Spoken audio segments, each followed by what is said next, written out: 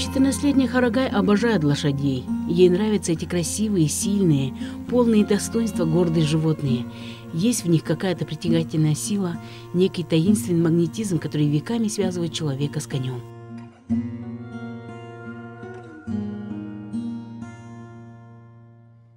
В ритме столичного города Харагай часто вспоминает степь, которая на горизонте сливается с небом, далекие прекрасные горы, в которых находят приют тучки вечные странники. Вспоминают все это оркестровое многозвучие, в котором ягы, горькая полынь, свежесть ручейков, овечий помет, дым и это хоровое многоголосие.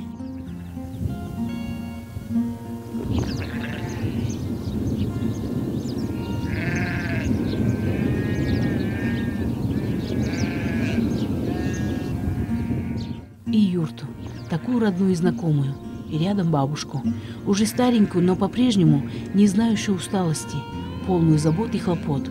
Удивительно, но ее бабушка не умеет отдыхать, устает от безделья, полежит или посидит, сразу ворчит, спину ломит, а в делах же проворная и бойкая, внучки не успевает за ней.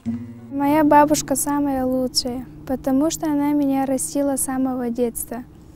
Она очень трудолюбивая, красивая. Она была очень красивая в юности. Она мне говорила, как нужно быть трудолюбивой, всегда уважать труд. Она очень мудрый человек.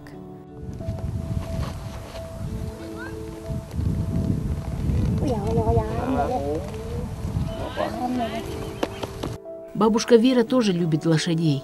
Она к ним относится с большим уважением. Великие труженики. Верные, трудолюбивые, выносливые кони лучше многих людей, ленивых и пустословных, делится бабушка.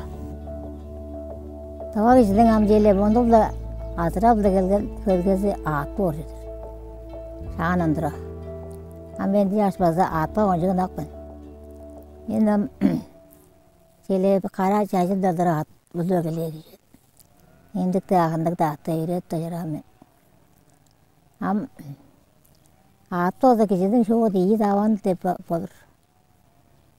Çözürdü bu. Ama at çok kalgaç. Çağız takımsız vergi de bir yıl koy. Malcı da kişi. Am o televizyon dayının iyi dayının yüzünde biz ama attık. Gezekte yaratırız. Attık divizyaka. Ama ortası boza jele. Çadır boza jele tabuğun muğalam edili.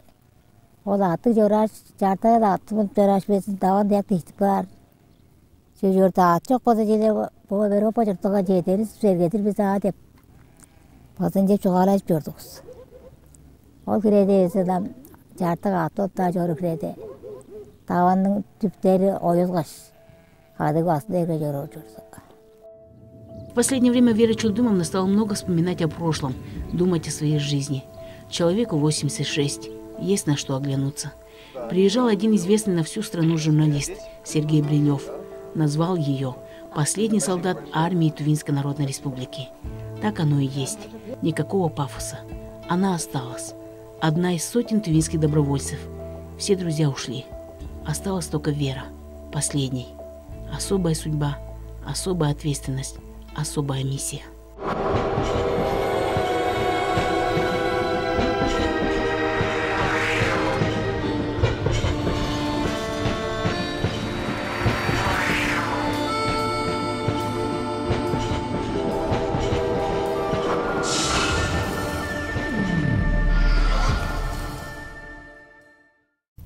Terigi jurtap çoğru jüem. Ne bu atarım bu çeğir jurtum basa kangalap çoğru jürbe de pasın çe portap turar jüem. Ha bu çeğir jurtum ağar boydu zoza görüp turar. Ona kadar markalık boza ben örümden gede kalbağa bozumza. Kadı çöy vargan bozumza de pasa çantıkta horadan neyip jüem. Ama tiri yoru kayırbazlar artık da ağaracağız tavzıgan jar. İyi jürdüm. Da töyleylep çoğruğun da kalıp Rasulaga da özür jövün jövü targa da taygırlap verip şkolalarga ajılдар да Сейчас ветеран все больше удивляется капризной избирательности своей памяти. То, что было несколько дней, даже часов назад, она может забыть, но зато события давних дней, после которых прошли целые десятилетия, помнит отчетливо и подробно, словно они были минуту назад. Единственная дочь Байлак была любимицей в семье Чалдана и Чулдума Ожаков. Никто и подумать не мог, что она приемная. В то время в Туве практика усыновления или удочерения ребенка многодетных родственников была нормой. Байлак росла крепенькой, бойкой, сообразительной. Эргеледип часыды өстүргөн строй ындык да болсо уруунун болсо желе ажыл агышы болурун жеңжик жеңе салып жаран няш болсо онжик деңме желе олур боду болсо онжик эрестик жоргандыр желе синен эле желе онжик желе омак желе шүн да болсо кыларың торлуп бергелерге да торлубас бүгүнөн азында шакындык жооп желе эрестик. Байлак родилась через 3 года после создания Тувинской Народной Республики. Это было время великих перемен. Преобразования шли повсюду. Атмосфера тех лет была пронизана всеобщей окрыленностью, вдохновленностью. Каждый жил, работал для блага своего народа, своего государства. В это время появилось очень много нового. Это газеты, книги, швейные машинки, автомобили. Люди стали носить новую одежду, новые прически и даже новые имена. В 1940 году Байлак Ожак заканчивает чаданскую семилетку, и уже вскоре ее саму начинает величать башкы. Она стала воспитателем в школе Хайракана. От своей работы 16-летняя Байлак была в восторге. Сама пронизанная всем новым, она заряжала других своей устремленности к будущему. Готова была днем и ночью учить людей грамотности. Они знали, они верили, что именно молодежь – сила молодой республики, ее будущее, которое непременно должно быть светлым. Но тут их порыв, их надежды и устремления были стоптаны начавшейся войной между Советским Союзом и Германией.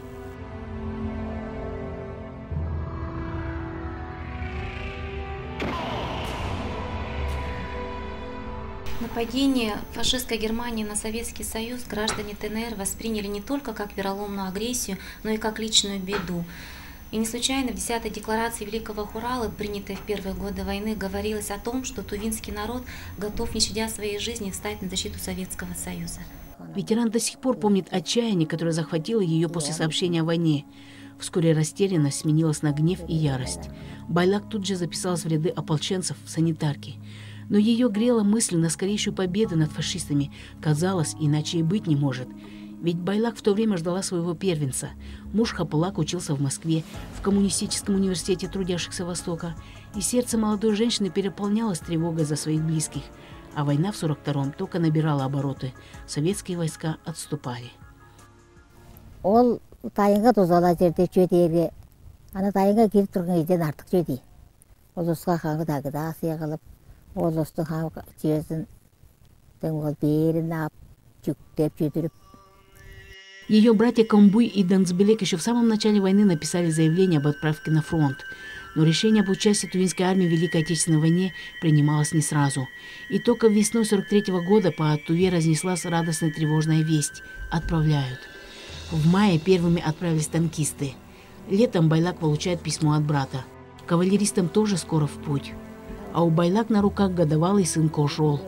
Навсегда она осталась благодарна своим родителям. Тогда они поняли ее внутренний порыв и поддержали.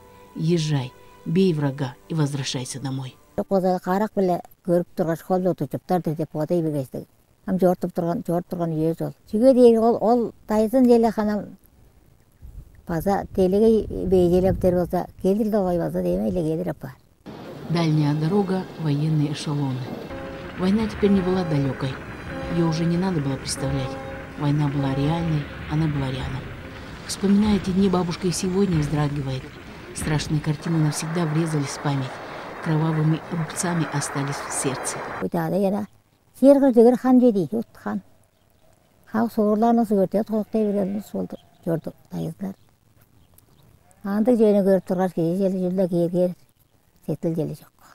Через 59 лет после победы в феврале 2004 года Вера Байлак и ее однополчанин Кыргыз Шамзырын еще раз побывали на далекой Украине. К этой поездке они отнеслись очень ответственно, как к фронтовому поручению. Держались с достоинством, ехали как победители по той земле, за которую воевали.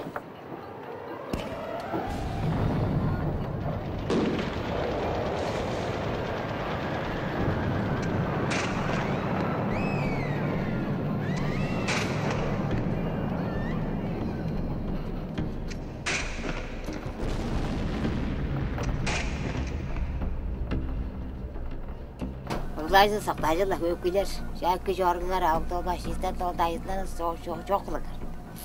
Жорғылар айтылым өкі жорғылар деп істедеп, ергі жолдың наба қамын жалап,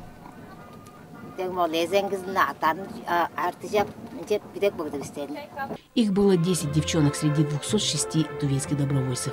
Бойцы ласково называли их «думайлар», «сестренки». Вера Чудумовна улыбается, вспомнив, как все девчата тогда старались выглядеть старше, солиднее. Военная форма была чуть великовата, в ней было непривычно, но она давала уверенность, столь необходимую им.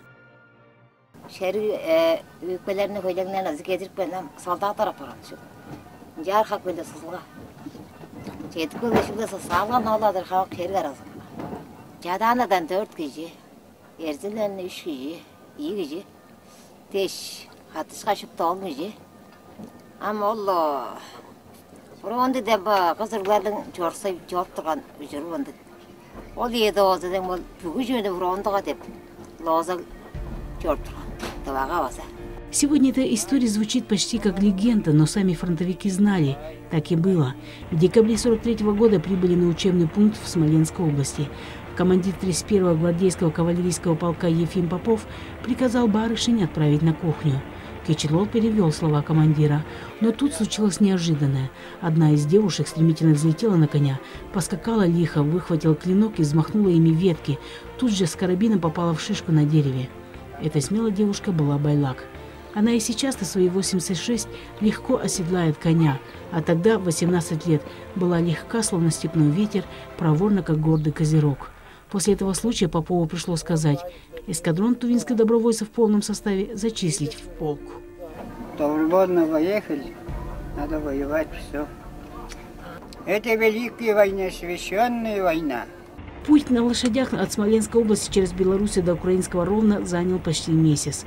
Ехали только по ночам. Днем немножко отдыхаем, кормим лошадей. Ну вот, ночь, когда начинается ночное время на марш. Измерительный поход не сломил дух тувинских добровольцев. Девушки Байлак Ожак, Кыргызсына, Дарья Акула, Рома Мангуш, Севил Ожак пели тувинские частушки, подбадривали своих земляков. Первый бой за деревню Деражна Байлак запомнила навсегда. Было сложно, но раздумывать было некогда. Санитарка должна успевать везде. 5 раненых бойцов Байлак вынесла тогда с поля битвы. Тогда-то один из солдат и назвал ее Вера. Так она впервые услышала это имя, которое после стало ее собственным. Для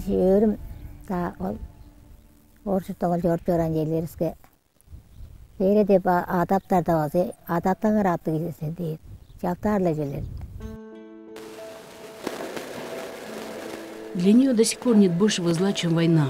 Она до сих пор помнит своих друзей-однополчан, особенно тех, чью смерть ей приходилось видеть. Таков крест врачей и санитарок – быть человеком его в последние мгновения жизни. Мангуш Улунол, Ожак Мурзуна, Тюлюш Савинол. И за каждый из тех, кто погиб в боях за Ровно, Сурмичи, Погорельцы, Дубна, Вера постаралась отомстить.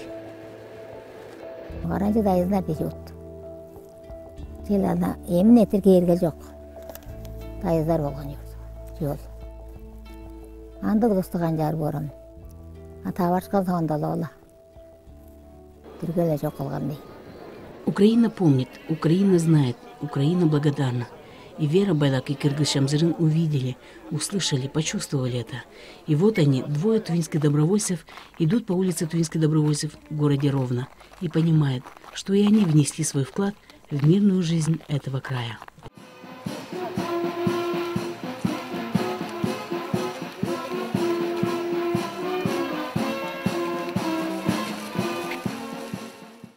И мэр города Виктор Чайка, и директор школьного музея Деражна Ярослав Вайсешко, и простые жители Ровенщины рассказывали о подвиге тувинских кавалеристов. Из 206 человек домой вернулись 141. А всего на фронтах Великой Отечественной сражались 220 добровольцев из ТНР. Кроме кавалеристов были 3 летчиков и 11 танкистов. На войне не бывает маленьких побед. Каждая освобожденная улица, село, город – это большая победа, завоеванная ценой человеческих жизней. Участие Тувинского эскадрона в освобождении Украины – это исторический факт, вписанный в историю Второй мировой войны. Адартош, Хараганыктах, Чадана, Хайракан – благословенные родные места. Знакомые с детства Дали часто снились Вере на фронте, звали домой. Она была уверена, что обязательно вернется. После войны Вера Чулдымовна долгое время работала в школах, в женсоветах. Потом занялась тем, к чему всегда лежала душа – животноводством. В 1975 году она стала заслуженным шабаном Тувинской ССР. Вера Чулдымовна знает заветы предков. Кежейның мұрында алдар, чалганың мұрында кочу. Перед трудягой слава, перед лентяем позор. Странно, но, быть может, война ей чем-то даже услужила. Именно она выработала характер Веры Байлак. Она научилась радоваться жизни, ценить каждое ее мгновение и никогда не унывать, и всегда идти вперед. Завидное качество. Ажылағайға дейерге кезі сетіл сағызынан алыс бөдішінен ажылға қызымақ шақпынды бөрі озамыдыра жұрталға екі деп бодар. Ұлғабының жедейбі. Жалға жорбаға геже жорғар. Қызымақ жорғар. И сегодня Вера Чулдымовна на коне, во всех смыслах. Она продолжает трудиться. Говорит, без работы человек быстро сдает. Чабан-тысячник. Организовала сельхозкооператив «Хараган». Ее энергичность, оптимизм и жизнелюбие поражают и заряжают. Живет в окружении детей и множества внуков, правнуков, которые мечтают хоть в чем-то походить на свою легендарную, но все же обыкновенную любимую бабушку. Ой, спасибо огромное. Зелень настоящий тувинец, почетный. Вера Байлак – живой пример великого подвига маленького народа. Ее имя для многих людей сегодня звучит как синоним слова «победитель». Богатая верой. Она своим примером учит других не отчаиваться, верить в себя. Верить в победу. Она всегда... Моя бабушка очень целеустремленный человек. Она ставит себе цель и добивается его сама. Она нам всегда учила, что надо быть верными, добрыми. Горжусь тем, что моя бабушка Вера Байлак. В 2010 году, в 65-ю годовщину победы в Великой Отечественной войне, в Центральном музее войны на Поклонной горе в Москве открылась выставка «Тувинская народная республика. Все для общей победы». Это исключительное событие, которое произошло впервые, потрясло Веру Байлак. Она едва сдерживала свои чувства от гордости за своих однополчан, от волнения ей хотелось плакать.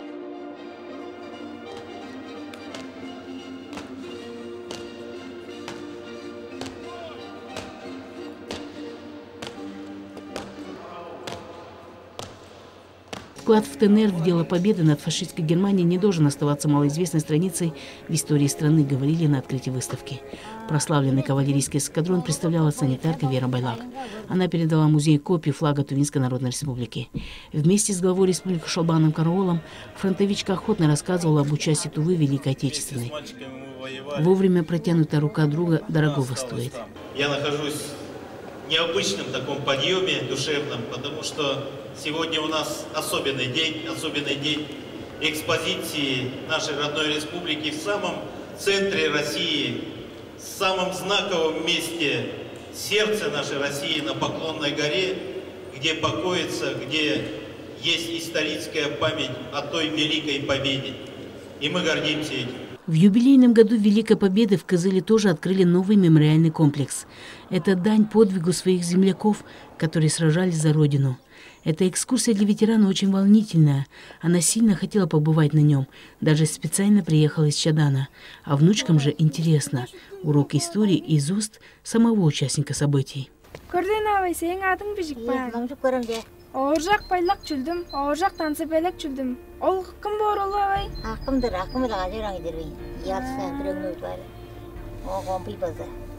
Бабушка надолго замирает перед памятником, на который выбиты имена всех фронтовиков. Всматривается в строчки, а перед глазами встают они, ее друзья-однополчане. Молодые, задорные. Кыргыз-Сына, Чулдым-Дангак, Ламбухертек, Кыргыз-Шамзырын, Оюн-Гава, Улукшир-Дангак и все-все. Есть и ее имя Байлак Ожак, и ее братьев Дангзбелека и Камбуя.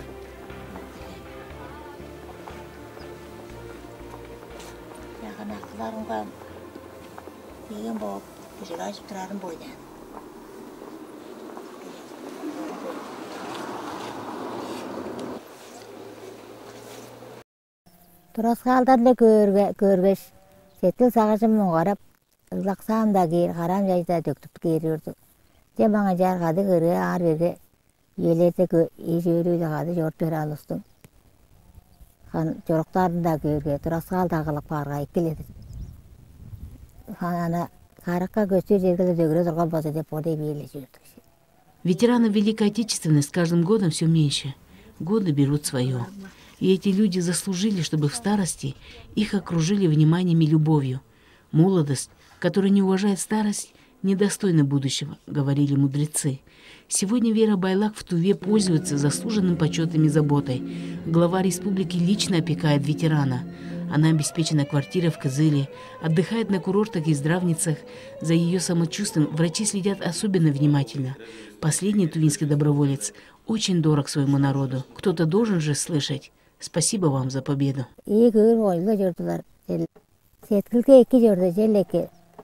Жизнелюб по натуре Вера Байлак и сейчас никогда не сидит на одном месте. Несмотря на возраст, она до сих пор много ездит по Туве, интересуется всем новым, следит за всеми аспектами жизни республики. Современный Кызыл ей симпатичен, замечает много позитивных перемен. Она чувствует его ритм и энергию.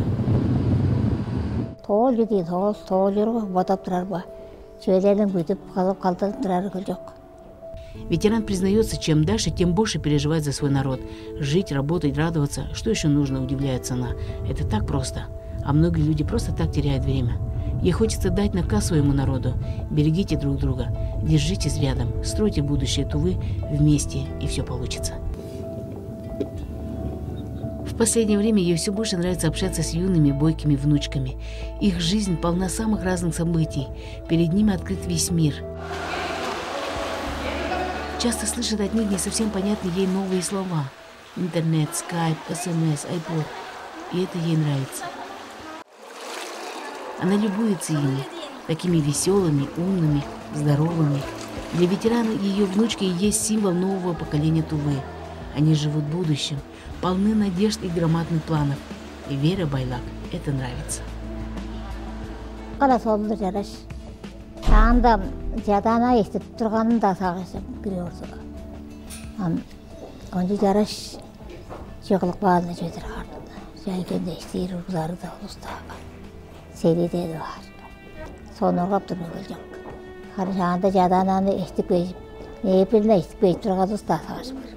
Сама Вера Байлак не считает себя особым героем. Самая обыкновенная человеческая судьба. Ей тоже пришлось видеть разные грани жизни. Как у всех, были свои взлеты и падения, радости и горести, счастливые минуты встречи с любимым человеком, рождение детей, потери близких, родных. И так уж получилось, что в этой судьбе была война. И Вера Байлак знает, что человек никогда не должен сдаваться, только идти вперед и опираться на свою внутреннюю веру, которая есть у каждого.